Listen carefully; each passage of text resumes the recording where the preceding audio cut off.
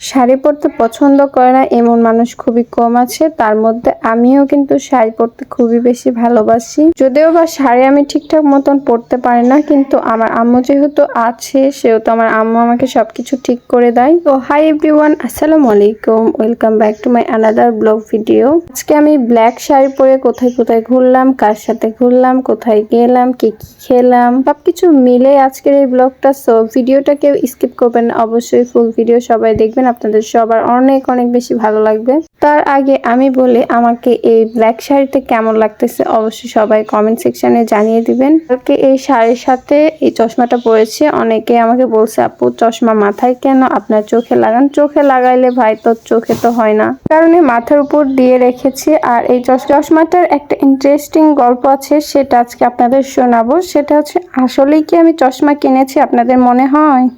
আমি তো বলবো আমি তো চশমা এসব কিনতে একদমই পছন্দ করি না, কারণ আমার মুখে ছোট আর চশমা পরলে অনেক বড় বড় লাগে, এই কারণে আমি চশমা কখনো পরি না। আমি গেছিলাম একটা বিয়ের দাওয়াত খেতে, হঠাৎ দেখে একটা চেয়ারের উপর এই সানগ্লাসটা ছিল। অনেকক্ষণ ধরে দেখতেছিলাম, বাট এটার যে মালিক সে কিন্তু এখন পর্যন্ত আসেওনি, আমাকে কিছু বলেওনি। আমি অনেক মানুষকে এই চশমার কথা বলেছি, বাট কেউ কোনো রকম খোঁজ দিতে পারেনি, এই কারণে আমি আমার বাসায় নিয়ে এসেছি। আর বাসায় নিয়ে এসে এই তো একটু ঢং করতেছিলাম শাড়ি পরে। এই তো ব্যাপার। ভালোবাসতে কোনো যোগ্যতা লাগে না, যে কাউকে যে কোনো মানুষকে ভালোবাসা যায়। আর ভিডিওর প্রথমে যে বলছিলাম যে আমি এখানে সেখানে ঘুরতে গেছিলাম, এরকম কোনো কিছুই না। আমি কিন্তু কোথাও ঘুরতে যাইনি, আমি আমার বাসার পাশে এমনি অনেক সুন্দর সুন্দর জায়গা ছিল, তো সেই জায়গাগুলোতে ঘুরে বেড়াইছি। আর এই শাড়ি পরে আমাকে কেমন লাগতেছে, যেমন চাই তেমন মিলে না, পার্থক্য শুধু এখানে, কেউ অপেক্ষা করে আর কেউ বা অপেক্ষা করেও সেই জিনিসটা পায় না। গান না দিয়ে নিজে আগে শুধরান, নিজের ঘর কাছে আর ঢিল মারেন অন্য মানুষের বাসায়।